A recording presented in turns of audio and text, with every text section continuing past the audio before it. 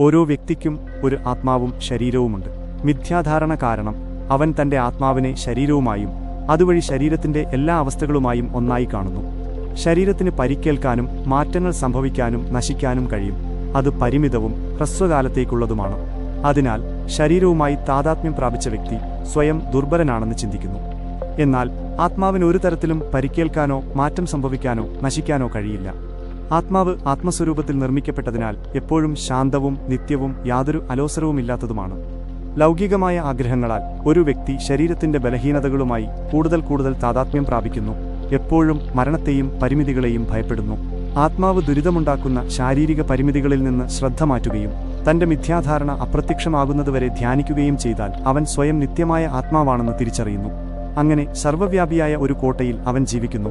അത് നശിക്കാത്തതും മിഥ്യാധാരണ നിറഞ്ഞ കമ്പനികളാൽ ഉണ്ടാകുന്ന മാറ്റങ്ങളെ അതിജീവിക്കുന്നതുമാണ്.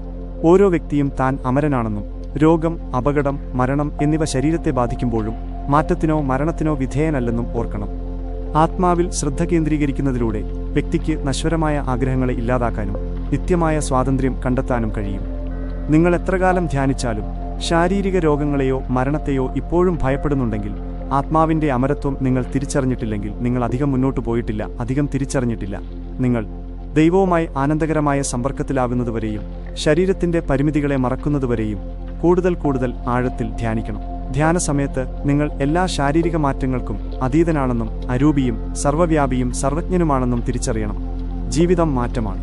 ഉള്ളിൽ എപ്പോഴും ശാന്തമായിരിക്കുക, സമചിത്തതയോടെയിരിക്കുക. പ്രവർത്തിക്കുമ്പോൾ ശാന്തമായി സജീവമായിരിക്കുക. ഒരു ദിവസം നിങ്ങൾ വിധിയുടെ തിരമാലകൾക്ക് വിധേയനല്ലെന്ന് സ്വയം അറിയും. നിങ്ങളുടെ ശക്തി ഉള്ളിൽ നിന്ന് വരും. പ്രചോദനത്തിനായി നിങ്ങൾ ബാഹ്യമായ ഒന്നിനെയും ആശ്രയിക്കില്ല. ആത്മീയ പാതയിലെ ഒരു ഭക്തനെന്ന നിലയിൽ നിങ്ങളെ വലയം ചെയ്യുന്ന ദുരിതങ്ങൾക്ക് വലിയ പ്രാധാന്യം നൽകാതിരിക്കുക. സമചിത്തതയോടെയിരിക്കുക.